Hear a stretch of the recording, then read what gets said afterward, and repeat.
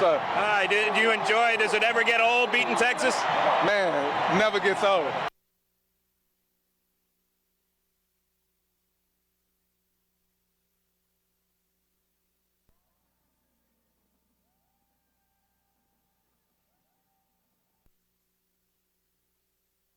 There were those who felt the game was over before the bands entered the Cotton Bowl.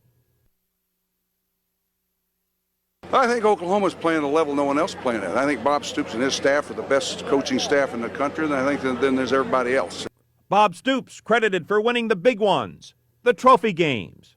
Mack Brown with the reputation of faltering in the big contests. When you come down to games like this, it always comes down to the teams that make the fewest mistakes ends up winning. Coach Stoops has them really, on course, and they're focused and they're doing the right thing. But who would have thought we would have a record breaker? Can you believe that score?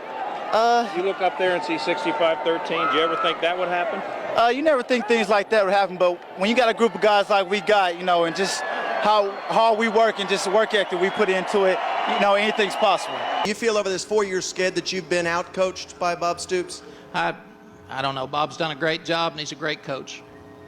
So, I don't know. I always want to compliment Texas. I'm sure they feel they'd like to have played better.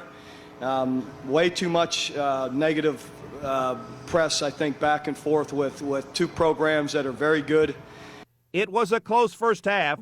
Both teams trading touchdowns. Ronaldo works for Oklahoma. Cedric Benson for Texas. It was 7-7. Jason White connected on his first touchdown pass to break the 7-7 tie. J.D. Runnels on the reception. It was White's first of 4 touchdown connections. But what started as a close game turned into the rout right here. Vincent Young's fumble at the OU 3, recovered by Derek Strait. For Strait, 2 fumble recoveries and an interception. Derek, can you comment, though, on what Mack Brown said? He said that Texas had recruited you. Yeah, they recruited me. I mean, by me being down there in Austin and whatnot, they recruited me. But, I mean, it's just when I took my recruiting trip down to Oklahoma and no other places, I just felt more at home when I went to Oklahoma. I mean, the coaching staff, all those guys made me feel at home. And then I felt like I had a better opportunity of playing right away. So everything's kind of worked out for me. But the biggest of the 6 Texas turnovers occurred right here. Dusty Dvorak with the deflection, Jonathan Jackson with the interception. 30 yards later, it was 27-7. I saw him going to throw. I was right next to him. I jumped up, batted the ball down, and of course went right in JJ's hands. Kind of reminded me of the play from 2 years ago. I mean, it was just kind of, I guess, a little Sooner magic. It was pretty neat, and JJ got to take it in for the score. Oh, I just turned around. It kind of was in my hands. It more surprised me than anything. It was a great win. I mean, I was just blessed to come out here and have a good game. It was a lot of fun. Vincent Young, Texas's future at quarterback, showed promise.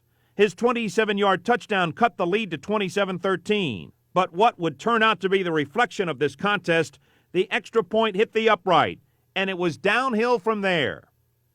OU tacked on 10 points in the last 2 minutes of the half. Will Peoples caught White's second touchdown pass. But it was Mark Clayton's yards after catch efforts that was the difference in turning short gains into longer gains. He would have 8 catches, 190 yards.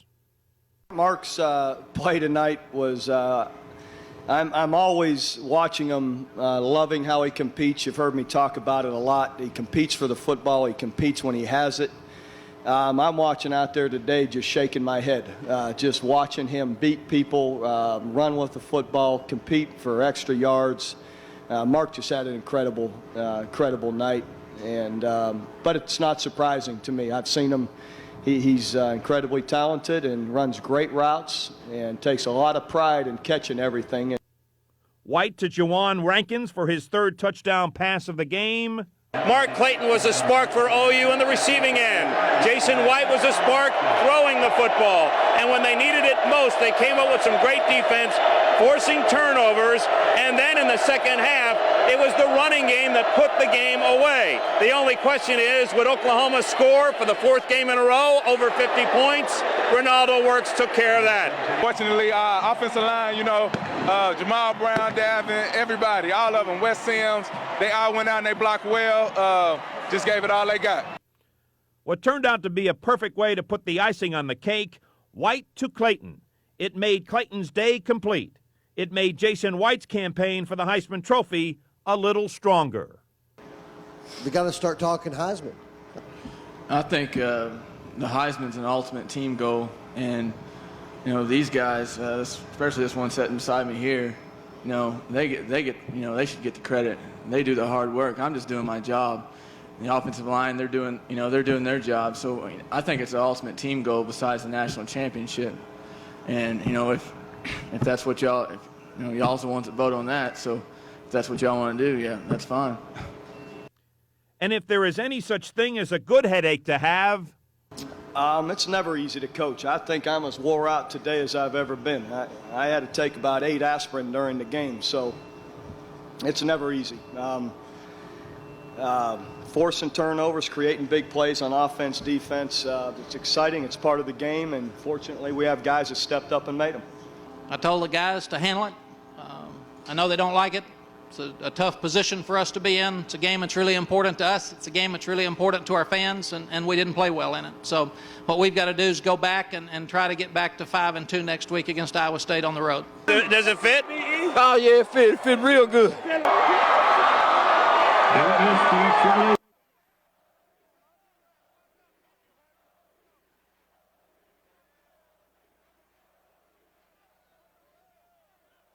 I think it was a statement game, but we got a couple more statement games left in us.